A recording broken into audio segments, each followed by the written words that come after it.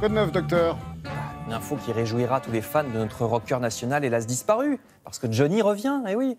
C'est ce que proclame le Figaro. Johnny Hallyday aurait eu 75 ans demain et de nombreux événements lui rendent hommage à cette occasion. Alors il y aura un défilé de motards ce soir au Havre à 18h, dont le plus beau motard gagnera une séance de tatouage. Concentration de bikers également tout ce week-end dans le village médiéval de Viviers dans l'Ardèche avec inauguration d'une statue de 3 mètres de Johnny.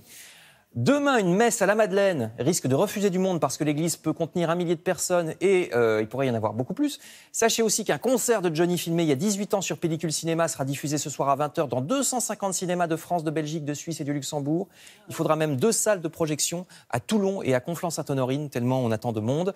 Il y a les films dans lesquels Johnny aussi a joué, qui ressortent en salle cette semaine, dont le western Le Spécialiste que vous voyez ici à l'image, ou encore Point de chute, ou D'où viens-tu de Johnny, article dans Le Parisien aujourd'hui en France. Une autre gloire française, injustement négligée, elle, il faut le croire.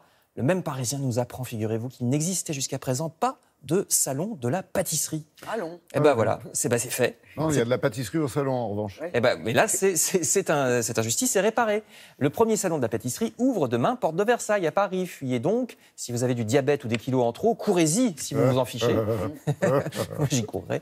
50 pâtissiers y seront, dont une quinzaine de vainqueurs de divers championnats de France ou du monde. Sculptures en chocolat, pâtisseries traditionnelles ou innovantes. C'est porte de Versailles de 10h à 19h demain et jusqu'à dimanche. Ensuite, vous pourrez prendre le train pour Rouen, au musée des Antiquités de la ville, pour une thématique rarement abordée, la culture juive, mais au Moyen-Âge, période du judaïsme mal connue du grand public. C'est même la première fois en France qu'elle fait l'objet d'une exposition spécifique, s'étonne Lacroix. Il faut dire qu'on a peu d'archives et d'objets en raison des persécutions et des destructions antisémites au fil des siècles. Oui. Eliette Abécassis qui en parle dans son dernier roman. Hein. Il y a beaucoup, effectivement, il y a eu des spoliations aussi qui ont fait, notamment à Rouen, que les Juifs ont été expulsés de la ville au XIVe siècle et qu'on a perdu beaucoup d'objets. Expo à ne pas manquer donc jusqu'au 16 septembre au musée des Antiquités de Rouen, la ville de Rouen qui par ailleurs rouvrira bientôt la Maison Sublime. Ce sont des vestiges d'un des plus vieux monuments juifs d'Europe, des salles souterraines du XIIe siècle découvertes en plein centre-ville.